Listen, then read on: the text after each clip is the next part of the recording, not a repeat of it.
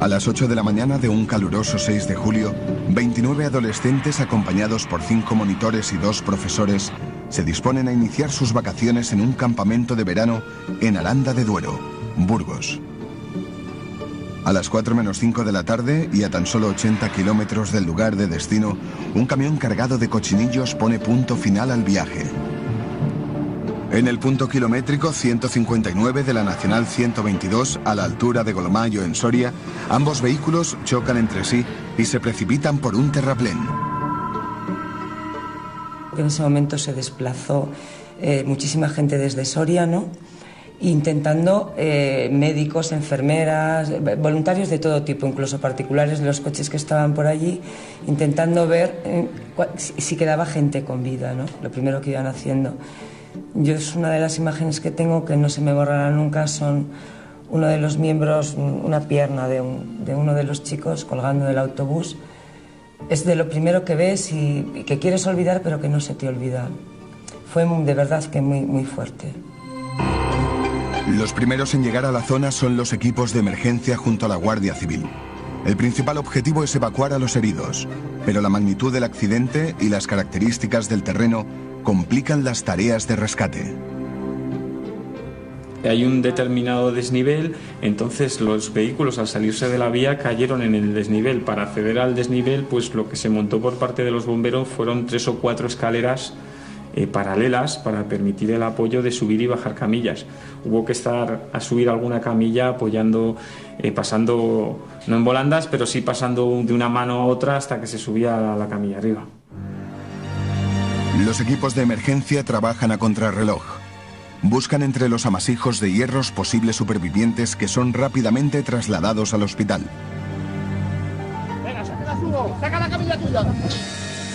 Mientras, el número de cadáveres colocados en fila india en el arcén aumenta por minutos.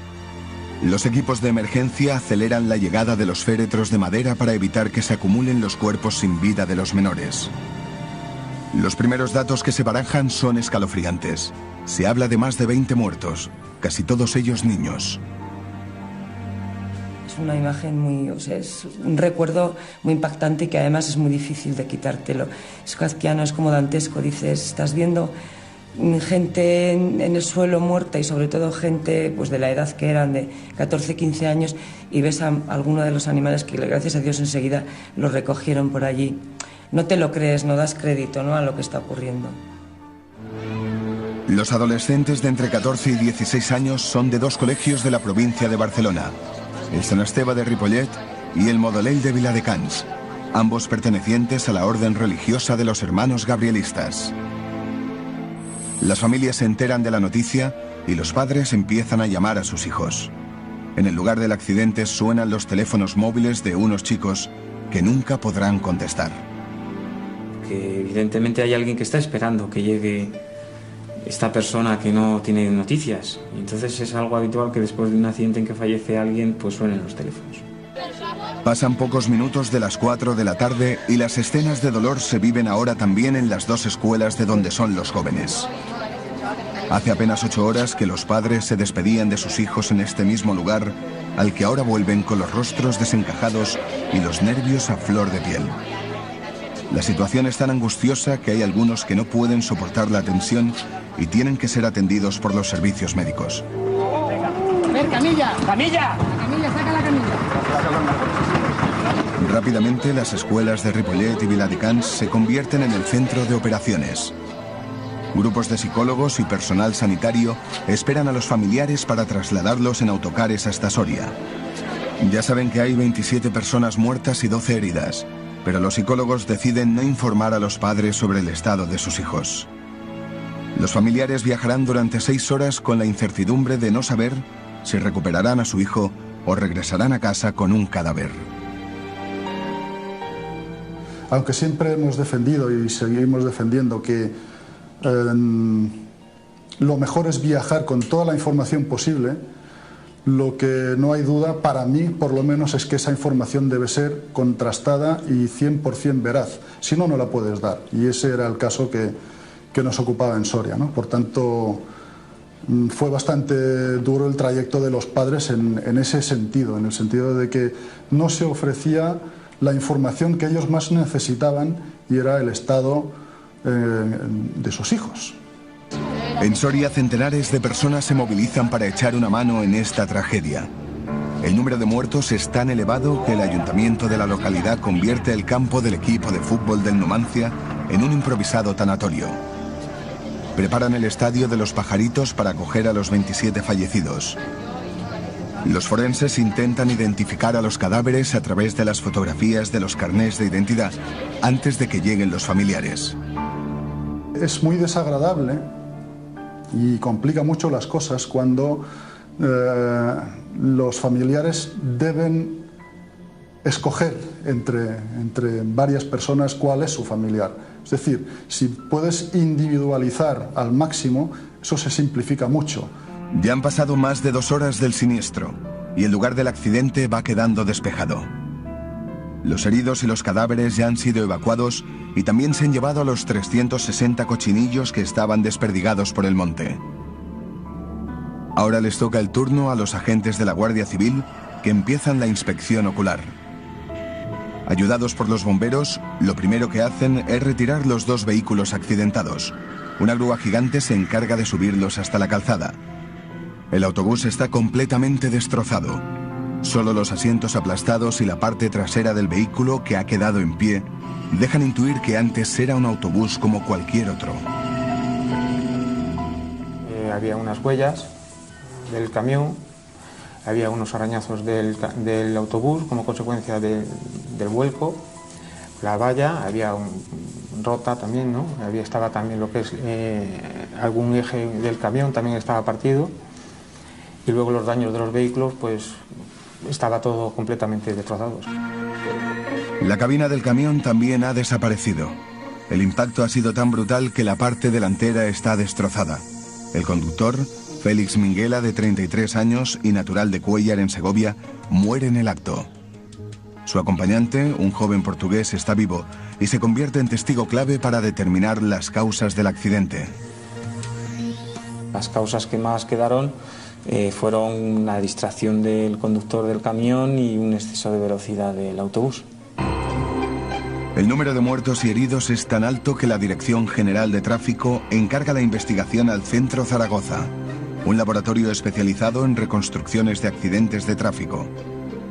Se necesita un análisis a fondo porque hay algunos elementos que no quedan claros, ya que ambos conductores eran expertos al volante. Los 2 vehículos cumplían a rajatabla las normas de seguridad y eran prácticamente nuevos. Además, el tramo de carretera donde se produce el accidente es una zona que tiene mucha visibilidad y con el pavimento en perfectas condiciones.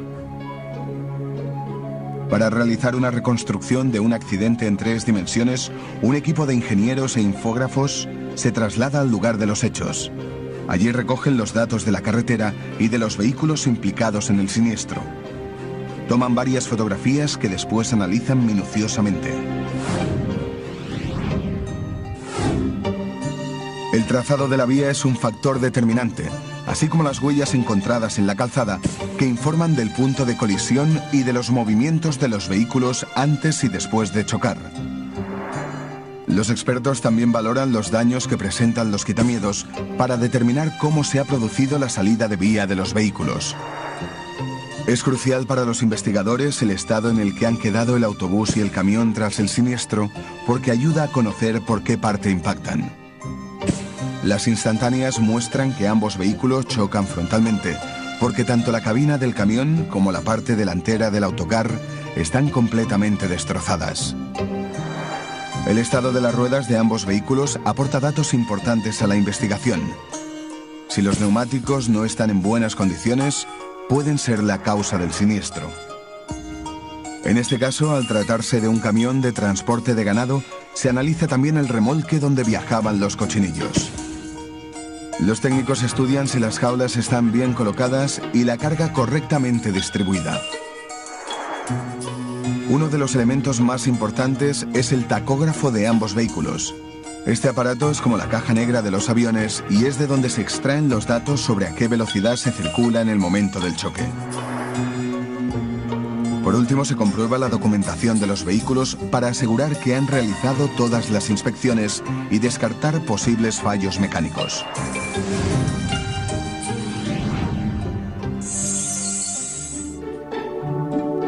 Tras el análisis, los expertos elaboran una reproducción por ordenador de cómo es el accidente. Según el informe del Centro Zaragoza encargado por la Dirección General de Tráfico, ni el autobús que circula en sentido Golmayo ni el camión que lo hace en sentido contrario sobrepasan el límite de velocidad. A pesar de ello, impactan frontalmente justo a la salida de esta curva. El camión no gira hacia la derecha y toma la curva recta invadiendo el sentido contrario. Justo en este punto impactan ambos vehículos. Como el camión se adentra de lleno en el carril contrario, arrasa literalmente la parte delantera izquierda del autobús. La fuerza del choque provoca que el autobús pierda completamente el control, caiga por el terraplén y quede apoyado sobre sus ruedas. La inercia hace que el camión circule unos metros más hasta caer también por el terraplén, dé varias vueltas de campana y quede apoyado en su lateral izquierdo. Además, esta teoría se refuerza con la declaración del conductor del coche que circulaba detrás del camión. El testigo asegura que el vehículo no toma la curva hacia la derecha, sino que continúa recto. Pero la inspección ocular del lugar del accidente aporta más datos. Los agentes encuentran un teléfono móvil en la cabina del camión.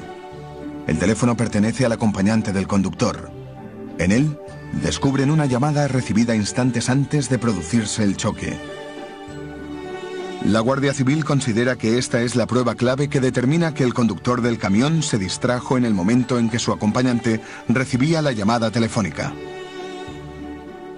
El vehículo, el camión, en principio estaba dotado de un sistema de manos libres que iba al propio volante del conductor, con altavoces, sin ningún tipo de dificultad, pero también apareció otro teléfono en el interior y posteriormente, hablando con el usuario que había dentro del camión, pues que efectivamente se recibió una llamada. Según su manifestación, momentos antes del accidente se recibió una llamada de teléfono. El informe policial establece que la distracción, aunque fuera solo durante un segundo, pudo haber provocado un accidente en el que mueren 27 personas. Solo quedan 13 supervivientes, el acompañante del camionero y los 12 ocupantes de los asientos traseros del autobús. 9 estudiantes, 2 profesores y la mujer del conductor. El juez, basándose en este informe, condena a la compañía aseguradora del camión a indemnizar a los familiares de las víctimas. La compañía de seguros del camión recurre y un año después, la Audiencia Provincial de Soria le da la razón y considera culpable al autobús. La sentencia recoge que los abogados de la aseguradora del autobús no presentan el informe elaborado por el Centro Zaragoza que esta sala no ha tenido la oportunidad de conocer. El tribunal da por válido 2 nuevos informes periciales presentados por los representantes del camionero. Según la sentencia, se barajó que el conductor pudiera haberse distraído por el sonido del teléfono móvil que llevaba el acompañante, lo que también se descarta, ya que es imposible que en 2 segundos se hubiera invadido el carril por parte del camión, dada la distancia de los vehículos en relación al punto de colisión. Por último, el juez acepta como hipótesis real el exceso de velocidad del autobús, un exceso que no se contempla en el informe de la Guardia Civil, aunque la nueva sentencia es clara. El discodiagrama del autobús revela que circulaba dentro de una horquilla que oscilaba entre los 94 y 106 kilómetros. La velocidad se encontraba limitada para este tipo de vehículos en esta vía a 90 kilómetros. La aseguradora del autobús recurre esta sentencia, pero el Tribunal Supremo desestima el recurso por un defecto de forma. Durante toda la tarde los teléfonos no dejan de sonar en el hospital, pero ninguno de los interlocutores quiere escuchar esta respuesta. O sea, mire, le voy a dar un teléfono porque aquí en este hospital no ha quedado ingresado. A las 2 de la madrugada llegan los primeros familiares a Soria. Son los padres que deciden viajar por su cuenta. Su primer destino es el hospital. Llegan con la esperanza de que su hijo esté ingresado. En el caso de estos padres, la esperanza tan solo dura unos pocos minutos. Una vez dentro, les comunican que su hijo no está en el hospital. Está en el estadio de los Pajaritos. Es uno de los fallecidos. Pocos minutos después, llega el primer autobús lleno de padres con el corazón roto y sumidos en un inmenso dolor. pero con la esperanza de que entre los 13 supervivientes estén sus hijos. El silencio es absoluto. Solo se rompe con el llanto ahogado de algunos familiares.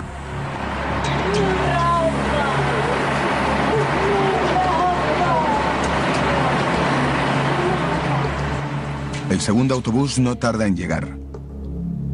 Para los psicólogos, este es el momento más duro. Hay que comunicar los nombres de los vivos. El lugar era muy frío. Recuerdo ese cemento, ¿no? Recuerdo las familias agrupadas y sentadas, pero cada uno en su globo, ¿no? En su mundo. No había contacto entre ellos.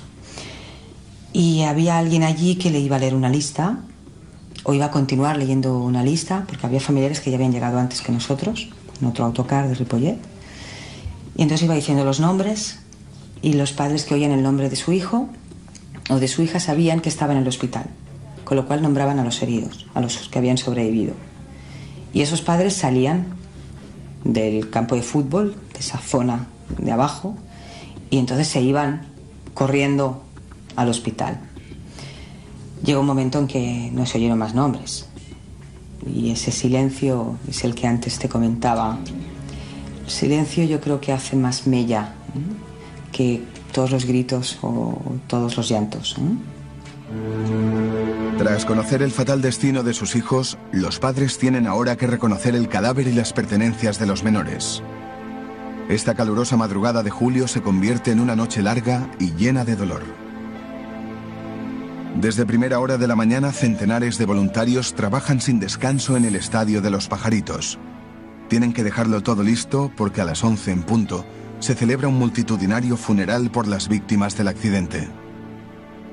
Posados encima de una alfombra roja, en fila y ornados con coronas de flores, reposan bajo un sol abrasador 24 de los 27 féretros.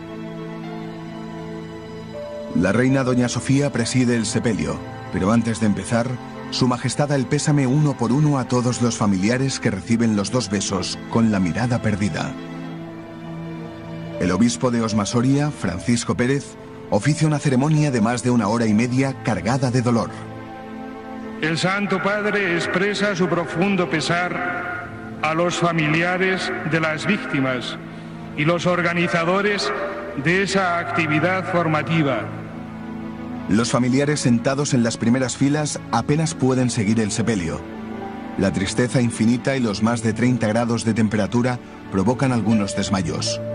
Rotos por el dolor, cuando acaba la misa, los familiares buscan entre los féretros el nombre de sus seres queridos. A algunos padres solo les queda el consuelo de poder acariciar la caja de madera donde reposa el cuerpo sin vida de su pequeño. Todos ellos aguantan estoicamente la misa antes de poder volver a casa. En las dos localidades de donde son las víctimas, Viladecans y Ripollet, se declaran 3 días de luto. Muchos comercios están cerrados y en la mayoría de los balcones cuelgan crespones negros. A las 12 del mediodía la actividad se para por completo para guardar 5 minutos de silencio. Pero la tragedia aumenta. A media mañana muere otra adolescente en el hospital. El número de víctimas mortales se eleva a 28. A las 6:30 de la tarde una caravana de 11 coches fúnebres entra en el pueblo de Ripollet. La imagen impacta a los vecinos que esperan en la escuela. Aquí instalan la capilla ardiente para que sus compañeros puedan despedirse de ellos. Unas horas después se repite la misma imagen en Viladecans. La llegada del cortejo fúnebre va acompañada de centenares de aplausos espontáneos de todos los vecinos que esperan a las puertas del Colegio Modolell para dar el último adiós a los adolescentes muertos. Los funerales se celebran al día siguiente en las escuelas. Profesores y alumnos acompañan a los padres en su dolor. Según los expertos, ahora llega el momento más duro para los familiares, enfrentarse al día a día con la ausencia de sus seres queridos. Se consigue vivir con ello, superarlo yo no diría tanto, porque que muera tu hijo es algo con lo que vas a convivir siempre. Hay quien lo va a llevar mejor, hay quien lo va a llevar peor. Se puede superar en el sentido de que tú puedes superar lo que nosotros llamamos fase de duelo, que es un periodo en el cual tú vuelves a organizar tu vida y vuelves a vivir tu propia vida con esa ausencia. Cuando puedes hacer eso, técnicamente se dice que lo has superado, pero eso no quita de que a una madre o a un padre que haya perdido a un hijo, pues eso lo va a llevar siempre. Este monolito es un homenaje a las 28 personas que aquel caluroso día de julio perdieron la vida justo en este punto del camino.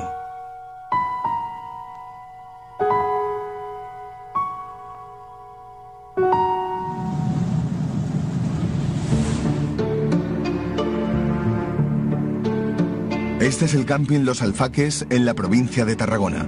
Como un día más, los campistas preparan la comida, disfrutan de la sombra bajo los árboles o se bañan en la playa. Hace 30 años, el 11 de julio de 1978, la imagen era muy distinta. Acaba de producirse el siniestro más grave de la historia de España en el transporte de mercancías peligrosas. En cuestión de segundos, el accidente de un camión cargado con gas propileno convierte el camping en un cementerio de cadáveres calcinados. Un camión cisterna cargado con gas propileno circula por la Nacional 340. Lleva recorridos más de 100 kilómetros y está a punto de llegar al municipio de Alcaná, en Tarragona. Son las 2:30 cuando circula por el tramo donde está ubicado el camping Los Alfaques, en el que veranean más de 400 personas. Entre ellos, 3 hermanos de Tortosa, Raúl, Tony y Alex, y la chica que los cuida, Nora. Su padre está a punto de llegar del trabajo.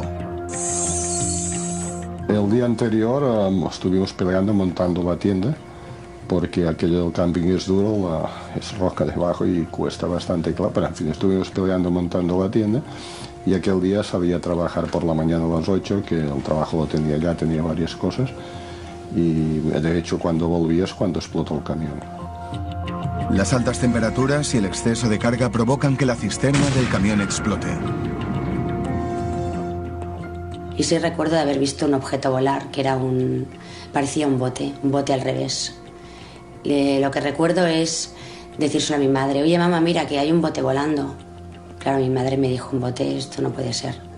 Nos quedamos todos mirando al cielo a ver qué era, hasta que cayó. Y cuando cayó, pues, bueno, sé que hubo una explosión muy fuerte y a partir de ahí muchísimas explosiones. Laura tiene entonces 9 años. Lo que ve volar es la cisterna del camión cargada de gas propileno. Cuando choca contra el suelo, forma una gran bola de fuego que se come las caravanas y las tiendas que encuentra a su paso y acaba con la vida de muchos campistas. El horror se multiplica porque explotan todas las bombonas de butano y los coches de los veraneantes. Y cuando llegué, pues estaba ardiendo todo. Y ya empezó todo. Fue una cosa instantánea, no sabía ni por qué la explosión, no sabía nada. Y al explotar y al mirar, pues entré a ver qué había pasado con los hijos. Intenté llegar donde estaban y no había manera de llegar, porque había fuego por todos lados, explotaban las bombonas de butano, eran como conos de fuego invertidos y era peligroso. Bueno, no había una temperatura enorme. Las llamas recorren la zona sur del camping y afectan a un radio de 300 metros. Más de 100 turistas mueren calcinados. Los campistas que tienen más cerca la playa intentan salvar sus vidas tirándose al mar. Pero la lengua de fuego calienta de forma espectacular el agua, que alcanza una temperatura de 2000 grados centígrados. Ninguno logra sobrevivir. El peor recuerdo que tengo es la frustración de no poder ayudar a nadie. El ver a una persona con el fuego a la espalda y no poder parar. Eso es el peor recuerdo que se te queda. La impotencia de no poder ayudar a nadie. Creo que eso es lo peor que te puede pasar. El decir, yo me estoy salvando, pero tú te estás muriendo y no te voy a poder ayudar. Creo que esto es lo peor que le puede pasar a una persona. Y eso es lo que realmente pasó ahí. Que todo el mundo... si dicen que el ser humano es egoísta, ahí se demostró que era egoísta. O sea, yo me voy a salvar y lo siento, pero a ti no te puedo ayudar, porque es que si no me muero yo. Yo sabía dónde estaba mi familia y sabía que estaban en el sitio del fuego, por lo tanto sabía lo que había ocurrido con mi familia, pero siempre tienes la esperanza de que no estuvieran en aquel momento allá. De hecho, pues entré el primero, yo creo que fue el primero que me atreví a entrar un poco, y ya encontré pues a la chica y a 2 de mis hijos muertos y quemados, y a otro no lo encontré, no lo localicé. Lo tuve que localizar un día o 2 después. Los bomberos y los equipos sanitarios llegan a los pocos minutos y se encuentran con el infierno. 215 personas pierden la vida. Yo no sé si volvimos a nacer o no, pero yo sí que creo en el destino, que no era nuestro día. Yo sí que puedo decirte que de ese accidente en concreto, yo sí que puedo decir que mi madre sí que me salvó la vida ese día. Si yo hubiera ido a ducharme como yo quería ducharme, no estaríamos hablando. Por lo tanto, sí que creo que le debo, como mínimo eso, el que no me dejara irme a duchar. Pero sí, supongo que sí que volvimos a nacer otra vez. Es el destino de las personas. No era ese nuestro día. En segundos, los cuerpos de más de 100 campistas se convierten en estatuas de carbón. Los coches y las tiendas quedan destrozados por las llamas. Un centenar de turistas resultan heridos. La mayoría agoniza unas horas más hasta morir en el hospital porque las quemaduras son demasiado graves. Veías que estaban vivos, pero sabías que no. Que al día siguiente, esa noche, a los 2 días, tenían que, porque era imposible por la cantidad de la superficie de piel quemada, es imposible que pudieran sobrevivir. Y te miraban, que lo que veías, la mirada de como pidiendo lo que no podías dar. Entonces, intentar que sufrieran lo menos posible, refrescándoles con la toalla, con la sábana húmeda y ya está. El accidente en el camping es portada en media Europa, porque la mayoría de los acampados son alemanes, franceses y belgas. La palabra más utilizada por los corresponsales y enviados especiales para definir lo que encuentran al llegar a los alfaques es infierno. Y bueno, cuando llego me encuentro un panorama realmente como dantesco, como si hubiese pasado, yo qué sé, una guerra por allí, ¿no?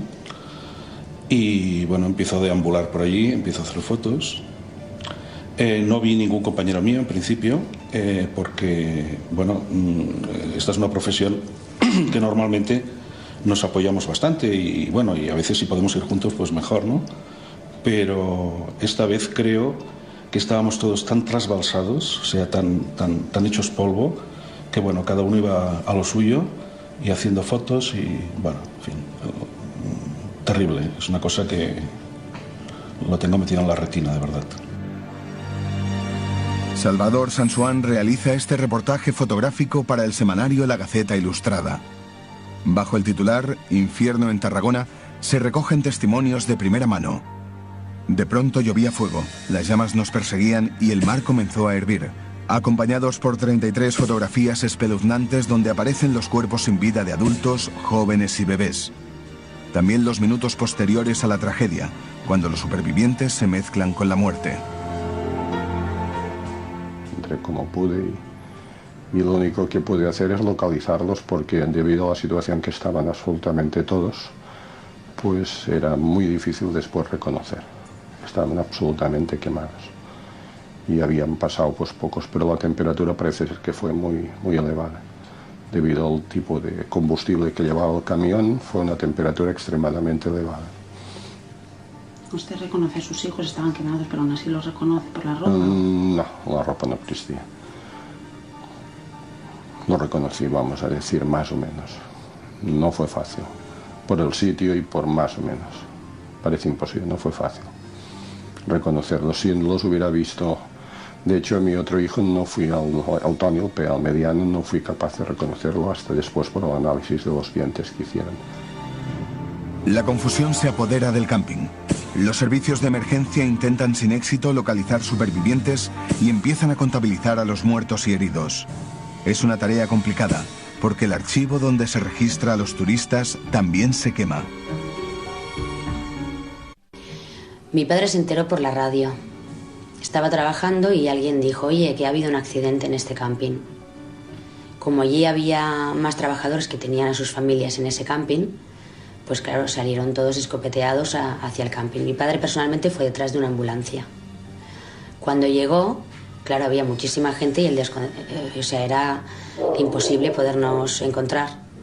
Yo sé que él fue preguntando a la gente si nos habían visto y al final pues le dijeron que sí, que su familia estaba viva, que no sabían dónde estábamos, pero que nos habían visto.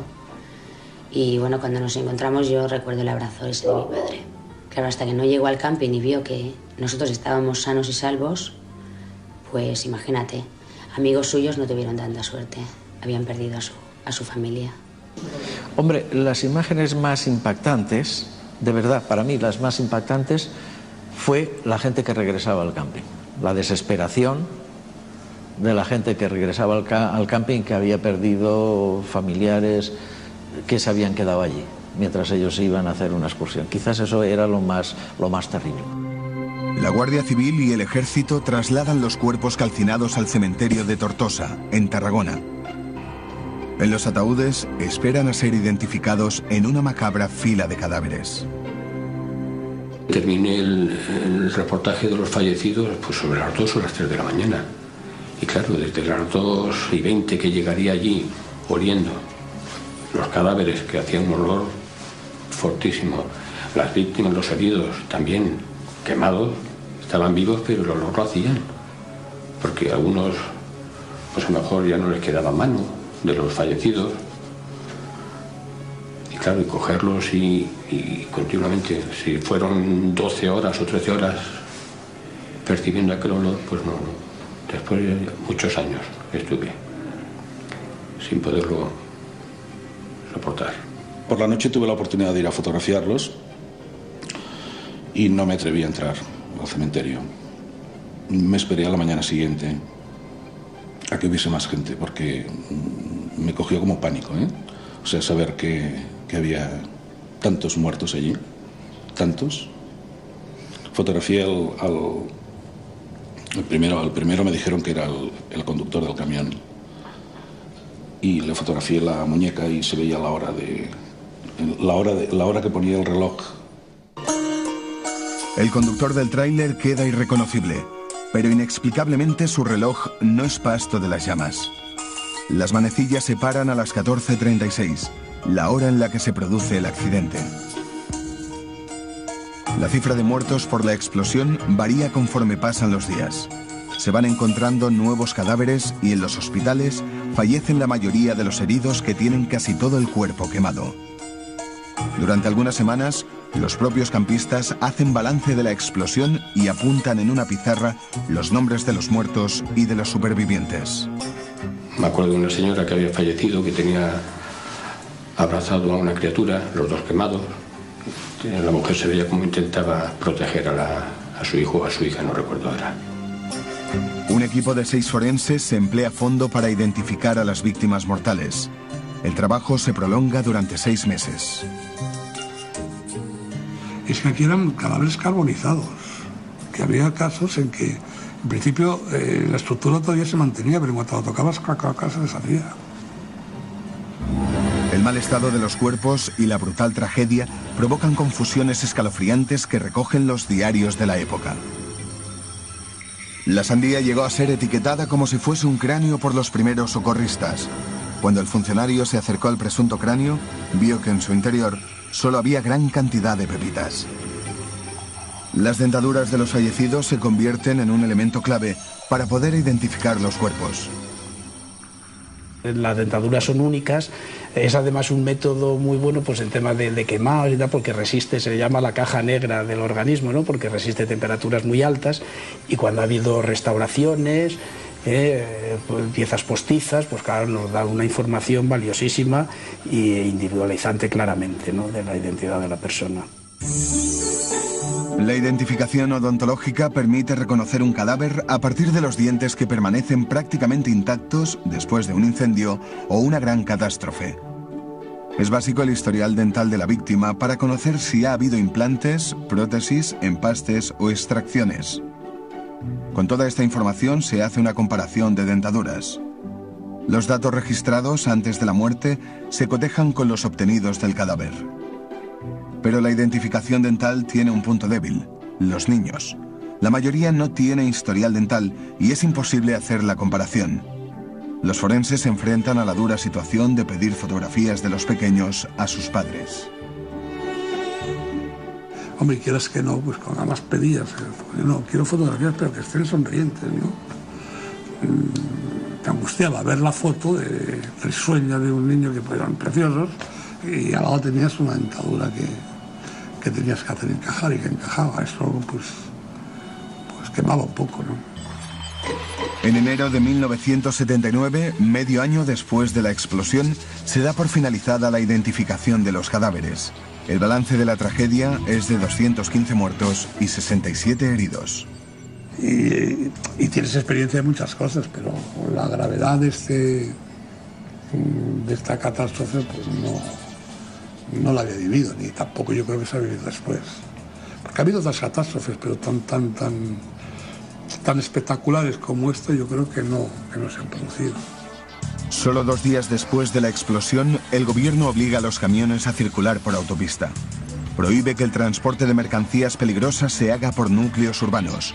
Como explica el propietario del camping a la prensa, la tragedia se podía haber evitado. Con 1000 pesetas esto no hubiera ocurrido. Poco más o menos son 1000 las pesetas que un camión de las características del siniestrado debe pagar en concepto de peaje para circular por la autopista, en lugar de hacerlo por la carretera nacional. Bueno, pasa como todo, que hasta que no pasan las desgracias no se evitan estas cosas. Pero bueno, aquello sirvió para que no hayan más accidentes. Pero claro, eso costó la vida de 300 personas o 200 y pico de personas. Pero sí se podría haber evitado.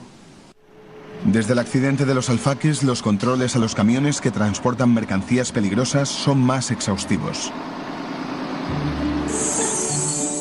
En las inspecciones de seguridad, la policía comprueba primero que toda la documentación esté en regla y revisan el tacógrafo donde quedan registrados datos básicos para la seguridad, como la velocidad media del tráiler o las horas que descansa el conductor, y se confirma que los camiones que transportan mercancías peligrosas no sobrepasen la carga autorizada. Los investigadores del caso Alfaques tienen que determinar las causas de la explosión. El camión, que se parte en 3, dará todas las respuestas. La parte anterior de la cisterna y lo que es la tractora del camión quedaron en la propia carretera, pero bastante más hacia adelante, de donde fue, digamos, el eje de la explosión. Las ruedas estaban colgadas, sostenidas en lo que es la tapia del camping, que en esa zona central donde había ocurrido la explosión estaba tumbado. Cuando llegué a la carretera, claro, yo me situé en lo que vi que era el epicentro. Digo, desde aquí ha salido la cisterna para allá, desde aquí ha salido la cabina hacia allá, las ruedas hacia allá. Los técnicos solo encuentran una explicación al accidente. La cisterna, que solo podía transportar 20.000 kilos de gas, explota porque lleva 4.000 kilos más de propileno de los permitidos. Con el calor del mes de julio, el gas se expande y dentro del tanque no tiene suficiente espacio. Por eso estalla. Desde este accidente, la normativa sobre las condiciones y medidas de seguridad para la carga de mercancías peligrosas es más rigurosa. Durante la operación de carga y descarga, el camión permanece con el motor parado e inmovilizado. La cisterna debe estar completamente vacía y limpia.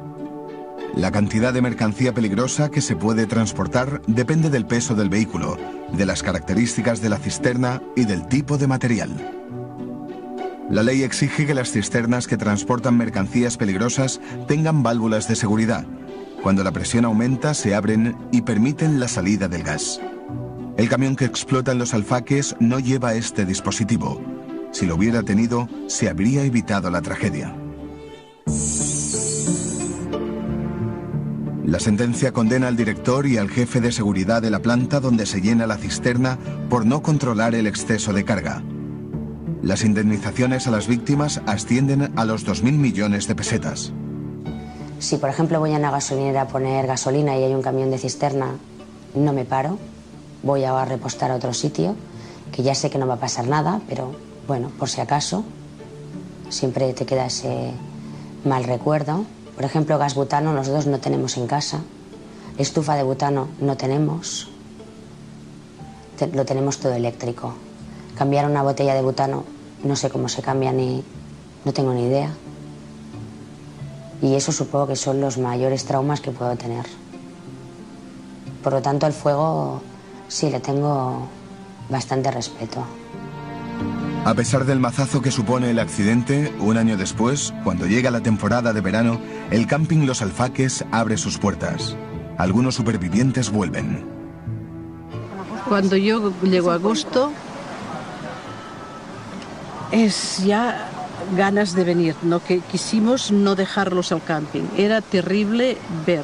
Yo he paseado por esos caminos y en los trocitos que había empedrados había aún las pieles de los pies de la gente. Todo lo que es los pies, la piel había quedado en el suelo. Cuando uno mira atrás, la reflexión que hace es que pues la memoria, ¿no? Que la memoria pues sabemos que es sabia, pues el recuerdo que le queda a uno es el recuerdo en primer lugar de las víctimas que perdieron la vida en el accidente, y luego pues se le va a uno difuminando las trágicas y digamos horribles imágenes del accidente, y lo que queda pues es pues el recuerdo pues de la gente que perdió la vida y del apoyo que hubo en ese momento, la solidaridad que hubo en ese momento del accidente. La mayoría de los supervivientes nunca regresa a Los Alfaques, ni siquiera vuelve a ir de camping. Sí, se vive con ellas. Es así de sencillo, se vive con ellas. Y si no lo aceptas así, bueno, lo tienes en el baúl de los recuerdos, y cuando me preguntan, pues sabe un poco del baúl de los recuerdos. Después este baúl cierras la tapa y miras de mantenerla cerrada. Esta pared del camping Los Alfaques, con 215 estrellas, recuerda a las personas que perdieron la vida en la explosión. 30 años después, hay 2 cuerpos sin identificar que nadie ha reclamado. Yo iba dormida, porque habían puesto la película y me quedé dormida. Y yo me desperté en el momento en el que el autobús estaba aparcando. Entonces me enteré un poco más tarde, ¿no? Como perdí el conocimiento, pues al perder conocimiento yo ya no sabía ni dónde estaba, ni qué es lo que había pasado, nada. Yo no sabía nada, yo escuchaba a la gente gritar, respirar, respiraciones que le costaba a la gente respirar, que la gente chillando. Miércoles 19 de agosto de 1992. 53 pasajeros y 3 conductores de la compañía Bus Express viajan en un autobús desde Cataluña hasta Andalucía. Algunos se dirigen a su tierra natal para visitar a sus familiares. Otros vienen de pasar unos días de vacaciones en Barcelona. El viaje es largo, son más de 12 horas. Cuando están a mitad de camino, a la altura de Torreblanca en Castellón, el vehículo se sale de la autopista AP7 y cae en una zanja. En el accidente mueren 46 personas. La primera noticia que tengo es mi hija Almudena. En el autocar viajaban 2 de mis hijas, Mónica, que fallece, y Almudena. Almudena en aquella época tenía 11 años. Sale malherida y entonces ingresa en un hospital de Castellón. La Guardia Civil, los bomberos y las ambulancias llegan inmediatamente al lugar del accidente para rescatar a los posibles supervivientes. Pero el autocar es un auténtico amasijo de hierros y los equipos de rescate solo sacan cadáveres de entre la chatarra. Muchos están irreconocibles. En cuanto giramos la curva, la imagen era dantesca. Era un montón, pues 40 y pico cadáveres en el arcén, colocados en fila, unos detrás de otros, y bueno, pues los cuerpos estaban, muchos de ellos completamente destrozados. Había pues cadáveres había personas de todas las edades, había gente mayor, había niños. Fue una imagen realmente horrorosa. Lourdes, esposa de uno de los choferes de Bus Express, sabe que su marido no es el conductor, pero desconoce aún si viaja en ese autobús. Yo pongo la televisión, pues como hacía otros muchos días, y sale un avance informativo donde sale un autocar de la empresa de mi marido. A mí me empezó a preocupar cuando había pasado una hora y yo no sabía nada. Yo no sabía que él iba en este autocar. El autobús se convierte en una trampa mortal para la mayoría de los pasajeros. Casi todos mueren aplastados por el techo del vehículo porque no tiene instalados los arcos de seguridad antivuelco, que hubieran minimizado la fuerza del impacto y reducido el número de víctimas mortales. Poco a poco los familiares de los pasajeros que viajan en el autocar accidentado llegan a Castellón. Tienen la esperanza de que sus seres queridos estén vivos, pero al llegar al tanatorio se topan de golpe con la realidad. Entonces yo recuerdo que se optó al principio por hacer pública una lista en la que figuraban los heridos, con lo cual todo el que no figuraba en aquella lista evidentemente había fallecido. Eso fue durísimo, durísimo ver cómo gente llegada de un montón de sitios de España acudía al tanatorio, buscaba el nombre de su ser querido, no lo encontraba, deducía inmediatamente. Incluso recuerdo una madre que viajaban sus dos hijas en aquel autobús y recuerdo que una de las hijas sí aparecía en la lista de los heridos, la otra no, evidentemente había muerto. Yo llegué a Castellón y era impresionante. Había mucha familiar, mucho. Los fénetros, la gente, la Guardia Civil, mucha gente. Fue muy impactante. Eso me queda todavía como un trauma. Todavía yo no soy capaz todavía de recoger esa imagen y poder entrar a la autopista sin ver esto. Las primeras investigaciones apuntan a que el conductor se distrae y por error entra en el ramal de salida de la autopista a una velocidad excesiva. Según el tacógrafo, lo hace a 105 km por hora, en un tramo en el que tiene que reducir la velocidad paulatinamente de 80 a 40 km por hora. A pesar de la gravedad del siniestro, el conductor Rafael Casado es uno de los pocos supervivientes del accidente, pero no es capaz de explicar qué ha pasado. No, yo no tenía que salir de la autopista.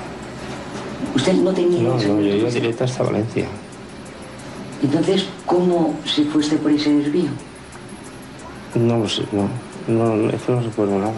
El conductor, estudios hechos, diremos, por unas investigaciones de compañeros del conductor y demás, viéndolo que la catástrofe tan grande que hay dentro del autocar y que a él no le ocurre absolutamente nada, todos coinciden en que se tira del autocar antes que el autocar del vuelco. La causa más probable del accidente es un exceso de velocidad provocado por un despiste del conductor.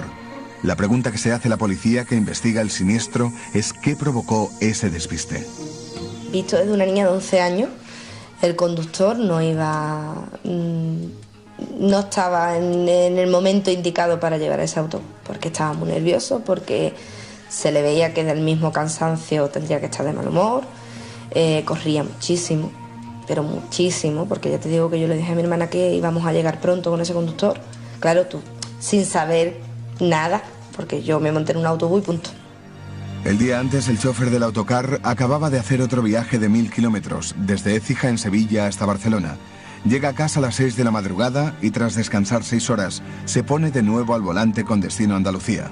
Son los datos que la Guardia Civil averigua tras analizar el tacógrafo del vehículo accidentado, que ha sido manipulado para marcar menos kilómetros de los que en realidad se han hecho. El tacógrafo es como la caja negra de los aviones. Es un aparato instalado en el autobús que controla todos los movimientos del vehículo. Un sensor ubicado en la caja de cambios envía los datos al tacógrafo donde quedan grabados en un disco de papel. En este documento debe aparecer el nombre del conductor y la matrícula del vehículo. Una vez iniciado el viaje y de forma automática, el disco anota minuto a minuto la velocidad del vehículo en tramos que oscilan de los 0 a los 125 km por hora. También registra la distancia recorrida desde el inicio del trayecto y las paradas efectuadas por el conductor. El chofer no puede conducir más de 9 horas seguidas al día. Sabemos que en España hay una red paralela de talleres ilegales en este sentido, que también se dedican a la manipulación, pero en negativo, de estos tacógrafos. En Mossos d'Esquadra calculamos que entre el 25 y el 30% de la flota podría estar conduciendo con el tacógrafo manipulado. Los investigadores descubren que los conductores de la empresa realizan jornadas de trabajo maratonianas y que no respetan los turnos de descanso. se empieza a señalar al propietario de Bus Express, Emiliano Pascual, como responsable indirecto del accidente. Los familiares de las víctimas le acusan de explotar a sus trabajadores. Los descansos que hacían, si es que los hacían, lo hacían de forma muy irregular en el propio asiento de al lado del conductor y en unas condiciones realmente nefastas. Es decir, entonces esto lo que ocurrió es que esta persona realmente estaba fatigada, tenía un cansancio, un sopor, y esto fue el motivo de la desorientación. El propio señor Casado, el conductor del vehículo, jamás se ha quejado de eso. Al contrario, dice que estaba en un ambiente de trabajo adecuado, que realizaba las horas que le correspondían a su jornada laboral, que se les exigía no superar límites de velocidad, que se les exigía cumplir la normativa administrativa y que si no la cumplían, de tráfico me refiero, las multas les iban a ellos. Pero la realidad es que el día del accidente Rafael Casado solo ha dormido 6 horas cuando la ley marca un mínimo de 11 horas de descanso entre cada jornada laboral. Es verano, la mejor época de negocio para la empresa y además la Expo de Sevilla atrae a miles de turistas. Casado realiza a diario la ruta Cataluña-Andalucía y no respeta los tiempos de descanso. Aún así, él jamás culpa a la compañía Bus Express. La empresa comete muchas más irregularidades. No tiene asegurados a sus trabajadores. El vehículo accidentado carecía de licencia de largo recorrido y no había pasado la ITV. A los pocos kilómetros de salir Barcelona, el autocar lo para una pareja de la Guardia Civil de Tráfico. Me imagino que estos señores comprobarían de que no podía salir de un radio de acción de Barcelona, de los 100 kilómetros de Barcelona. Me imagino que comprobarían que no tenía pasada la ITV, que no era una excursión, que era un viaje. Ese autocar tenía que haber sido inmovilizado. Y en ese caso se estaba dentro del plazo. La mayor evidencia de que el vehículo podía circular es que los propios agentes de la Guardia Civil dejaron circular al vehículo textualmente, según recoge la sentencia de Castellón, porque no había ningún impedimento técnico del autocar. O sea, no había ninguna razón que motivara que ese autocar se tuviera que parar. Es un autocar de 1 año. Tienen que pasar casi 4 años para que alguno de los implicados en el accidente se siente en el banquillo.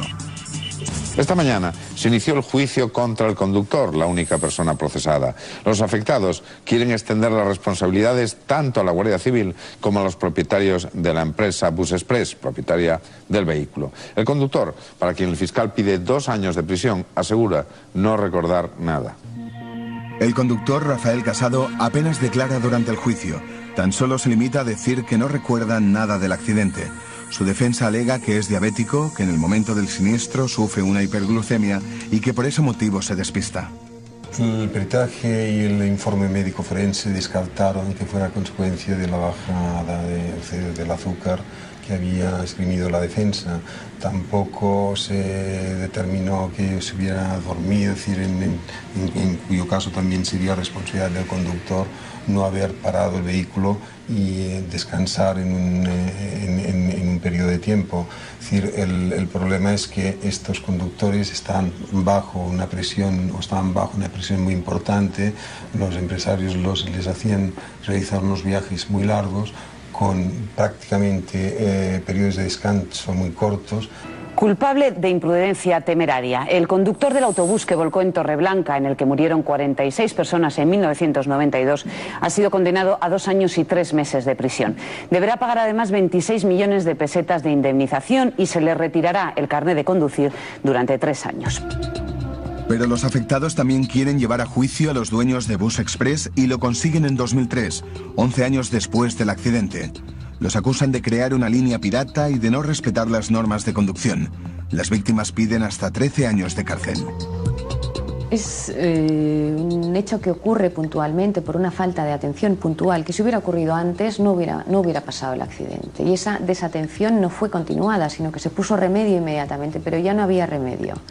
Eso yo creo que todos podremos comprender que se trata de mala fortuna. Hay que tener en cuenta que estos conductores hacían 1.300 kilómetros diarios. Su punto de salida, como ya decía, es la línea de la Concepción y el destino Cornellá, o viceversa, un día tras de otro. No hay ser humano que sea, por muy profesional que sea capaz de aguantar ese ritmo de trabajo. Eso es lo que provoca el accidente. Emiliano Pascual es condenado a 4 meses de prisión. Los jueces entienden que sometía a sus empleados a jornadas laborales que en algunos casos superaban las 19 horas. Pero los familiares de las víctimas presentan un recurso ya que consideran que la condena es insuficiente. Finalmente, la Audiencia de Barcelona absuelve al empresario porque el delito ha prescrito y la sentencia recoge que el dueño no tiene ninguna responsabilidad directa sobre el accidente. Para algunos afectados, esta decisión judicial es justa. Aseguran que el único culpable de la tragedia es el conductor. Fue un accidente como otro cualquiera, con muchas víctimas, con mucho dolor, pero un accidente. Provocado por un error humano, por no descansar una persona. No porque no fueran los papeles en regla de un autocar, no porque fueran a una ciudad o a otra, no. 16 años después del accidente, casi todos los familiares piensan que la empresa tiene el deber moral de reconocer su responsabilidad en el siniestro. Bus Express continúa operando en Barcelona, pero con otro nombre. A lo primero, lógicamente, tienes un afán de venganza. Lo que pasa es que, precisamente por ser quizá persona responsable y saber que hay una familia detrás, no te tomas la venganza, no te tomas la justicia por tu mano. Hoy en día quizá no tuviera tanto remordimiento y me lo hubiera tomado por mi mano después de haber visto lo que he visto. Cuando conducimos tenemos una falsa sensación de seguridad. Disfrutamos del poder sobre la máquina, dominamos la situación. Pero aunque no seamos conscientes, también tenemos el poder de destruir nuestra vida y la de los demás.